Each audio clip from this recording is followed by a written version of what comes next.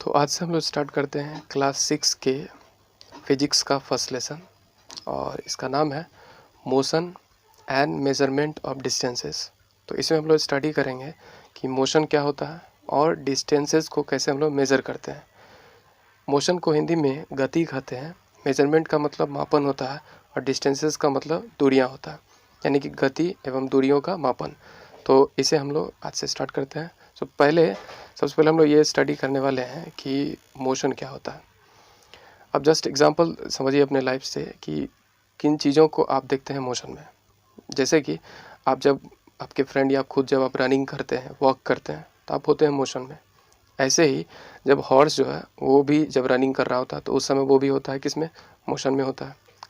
जब आप क्या बोल सकते हैं, बाइक जो है जब चला रहे होंगे तो उस समय वो मोशन में होगा। ऑफ कोर्स एरोप्लेन जो है फ्लाई कर रहा है तो उस समय वो मोशन में है। ऐसे ही ट्रेन जब ट्रैक पर रन हो रहे हैं तो उस समय भी वो मोशन में है। तो ऐसे ढेर सारे एग्जांपल हमारे लाइफ में जुड़े हुए हैं, जिन चीज़ों को हम लोग अगर ऑब्ज़र्व करें तो वो मोशन में कहलाएंगे। ऐसे 10 जो ऑब्जेक्ट जो मोशन में होते हैं आपके सराउंडिंग में है, उनका आप लिस्ट करेंगे। अब मोशन में एक्चुअल क्या है, मोशन साइंस के कॉन्सेप्ट से इसको अगर देखें तो मोशन दो चीज़ों पे निर्भर करता है, एक तो सराउंडिंग से और एक दूसरा टाइम से। सराउंडिंग मतलब क्या हुआ, आपके चारों ओर क्या है, जैसे हमारे अभी चारों ओर क्या है, उन चीज़ों को हम लोग सराउंडिंग कहेंगे।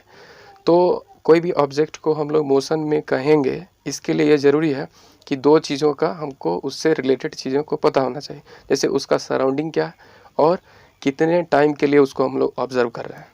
जैसे एक एग्जांपल लेते हैं कि आप सपोज़ करो कि सुबह में स्कूल के लिए आप रेडी हुए और स्कूल के लिए आप चल पड़े। तो 5 मिनट बाद आप घर से जहाँ से चले थे, क्या आप वहीं दिखेंगे? नहीं, आप 5 मिनट बाद दूर घर से रहेंगे। हो सकता है कुछ बच्चे स्कूल भी पहुँच जाएंगे, जिनका घर काफ़ी नज़दीक है वो स्कूल पहुँच चुके होंगे। इसका मतलब है कि घर के रिस्पेक्टिवली, घर जो है आपका सराउंडिंग है, इसके रिस्पेक्टिवली आपका पोजीशन चेंज हो चुका है, यानी आप जहाँ थे वहाँ से आप दूर हो चुके हैं। और एक पर्टिकुलर टाइम, यानी जैसे 5 मिनट के लिए हम लोगों ने यहाँ पे कंपेयर किया, यानी कि कोई जैसे आप उस समय किस में होंगे, मोशन में कहलाएंगे। ऐसे एक दूसरा एग्जांपल लेते हैं। सपोज़ कीजिए आप साइकिलिंग करने निकले और एक ट्री के पास बहुत देर से आप साइकिल चला रहे थे, तो आप ट्री के पास रुक गए, 5 मिनटों के लिए रुक गए।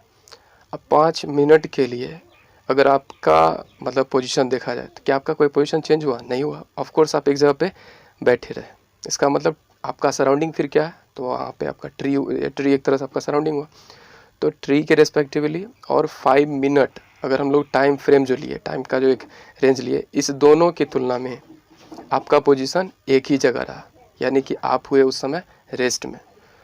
तो आई होप ये क्लियर हुआ होगा कि एक पर्टिकुलर टाइम में और एक पर्टिकुलर सराउंडिंग के रिस्पेक्टिवली अगर कोई बॉडी मतलब कोई भी चीज़ हो सकता है फिजिक्स में, जैसे आप हो सकते हैं, कोई कार हो सकता है, कोई भी चीज़ें हो सकती है बॉडी के रूप में, अगर वो अपना पोजीशन चेंज कर रहा है, इसका मतलब वो मोशन में कहलाएगा। नहीं चेंज कर रहा तो ऑफकोर्स वो रेस्ट में कहलाएगा।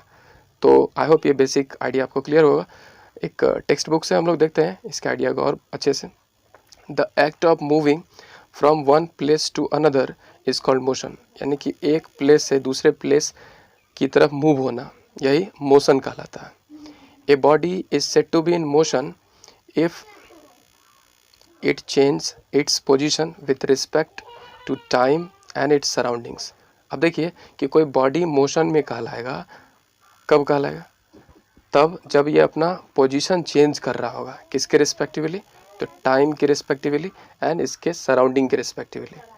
On the other hand a body is said to be at rest if it does not change its position with respect to time and its surrounding, यानी टाइम के रिस्पेक्टिवली और surrounding यानी आसपास जो चीज़ें हैं उसके तुलना में अगर बॉडी का कोई पोजीशन चेंज नहीं होता, यानी कि वो रेस्ट में कहलाएगा, वो स्थिर होगा। अब हम लोग ट्रांसपोर्टेशन के बारे में पढ़ते हैं। इसका मतलब यातायात भी होता है। तो अभी वर्तमान में अगर देखें तो अगर आप हॉस्टल में रह रहे होंगे तो ऑलमोस्ट आप ऑन फुट होंगे, यानी पैदल आप जैसा आप जा रहे होंगे स्कूल। दूसरी तरफ अगर आप सपोज़ कीजिए कि आप घर आपका दूर है और आप किसी ट्रांसपोर्ट मीडियम से आ रहे हैं, इसका मतलब कि वो जैसे मैजिक हुआ या कोई दूसरी गाड़ियाँ हुई, स्कूल बस हुआ, तो वो आपके लिए ट्रांसपोर्टेशन का एक मीडियम हुआ। वर्तमान में कई तरह के ट्रांसपोर्टेशन के लिए मीडियम हमारे आसपास उपलब्ध है, जो हमें बहुत कम देर में दूसरे जगहों से जोड़ता है। जैसे कि बुलेट ट्रेन, आई होप ये नेम आपके लिए आप जानते होंगे इसके बारे में। तो ट्रांसपोर्टेशन के हिस्ट्री को थोड़ा समझते हैं। पहले तो ट्रांसपोर्टेशन है क्या, तो अगर इस कॉन्सेप्ट को देखें तो transportation is the process of travelling from one place to another, यानी एक प्लेस से दूसरे प्लेस पर जो ट्रैवल करते हैं, मूव करते हैं, उसे ही ट्रांसपोर्टेशन बोलते हैं। Transportation is an integral part of our lifes, हमारे जीवन का अभिन्न हिस्सा है। हमें ऑफ कोर्स एक जगह पे रह कर के हमारे सारे काम या हमारी सारी ज़रूरतें पूरी नहीं हो सकती है, इसीलिए हम लोग एक जगह से दूसरे जगह अवश्य जाते हैं। तो इसका मतलब हमारे जीवन में मूवमेंट होना ज़रूरी है, यानी ट्रांसपोर्टेशन का भी हमारे जीवन में इस प्रकार से काफ़ी महत्वपूर्ण रोल हुआ। In ancient time people used animals to haul their loads.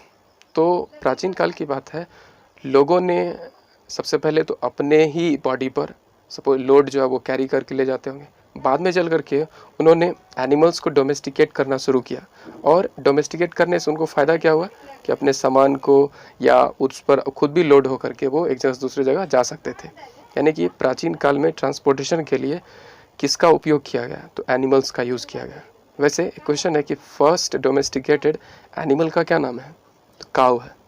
बाद में चल करके दूसरे एनिमल्स जैसे कि आप बोल सकते हैं हॉर्स हुआ, डंकी या और भी दूसरे एनिमल को डोमेस्टिकेट किया गया, और लोग जो है इसका उपयोग ट्रांसपोर्टेशन के लिए, लोड कैरी करने के लिए करने लगे। For travelling in water, wooden logs with a hollow cavity in them were used. तो शुरुआती दौर में जब लकड़ियों को जब पानी में अगर दिया गया होगा, या फिर वो पानी के ऊपर लकड़ियों को उन्होंने तैरते हुए देखा होगा अर्ली मैन, तो उन्हें ये लगा होगा कि इन लकड़ियों का उपयोग भी ट्रांसपोर्टेशन में हम लोग कर सकते हैं, यानी एक जगह से दूसरे जगह जाने के लिए कर सकते हैं। तो ऐसा ही उन्होंने किया कि जो हॉलो कैविटी होता है, यानी लकड़ी के अंदर जो खाली हिस्से होते हैं, इस कारण से वो पानी के ऊपर क्या होते हैं, तैरते रहते हैं। और later on people learned to put together different pieces of wood to give shape of the boat. बाद में चल करके इन्हीं लकड़ियों को वो बांध करके आप बोल सकते हैं क्या, बोट का फॉर्म यानी नाव का रूप दिया, और इस तरह से वाटर ट्रांसपोर्ट बना। Invention of wheel brought a revolutionary change in the modes of transportation. जैसे ही चक्के का आविष्कार हुआ, व्हील का आविष्कार हुआ, इससे ट्रांसपोर्टेशन के फील्ड में तो एक क्रांति सी आ गई। मतलब ये कि कई प्रकार के ट्रांसपोर्टेशन के लिए जो है वर्तमान में जो मीडियम है, उनमें ऑलमोस्ट व्हील का उपयोग किया जाता है। जैसे कि अब कार हो या बाइसिकल हो या मोटरसाइकिल हो, ट्रेन्स हो, इवन टू एरोप्लेन जो होता है, उसको भी टेक ऑफ होने वक्त और लैंड करने वक्त उसके व्हील्स का यूज़ होता है, तभी वो सेफली आप बोल सकते हैं कि लैंड हो पाता है। यानी कि व्हील का उपयोग ऑलमोस्ट वर्तमान में जितने भी ट्रांसपोर्टिंग मीडियम है उन सब में किए जाते हैं। लेकिन एक ऐसा ट्रेन होता है जिसमें किसी भी प्रकार के व्हील का उपयोग नहीं होता है, तो उस ट्रेन का क्या नाम होता है, मैगलेव होता है, और उसे बुलेट ट्रेन के नाम से हम लोग जानते हैं।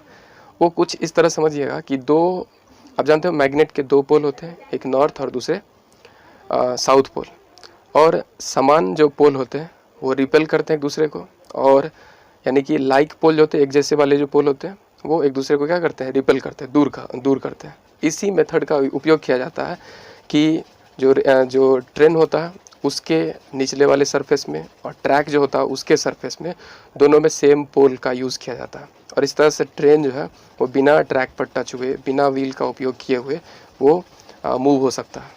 सो हम लोग आज का क्लास यहीं तक रखते हैं। नेक्स्ट डे इसके फर्दर हम लोग स्टडी करेंगे। Thank you.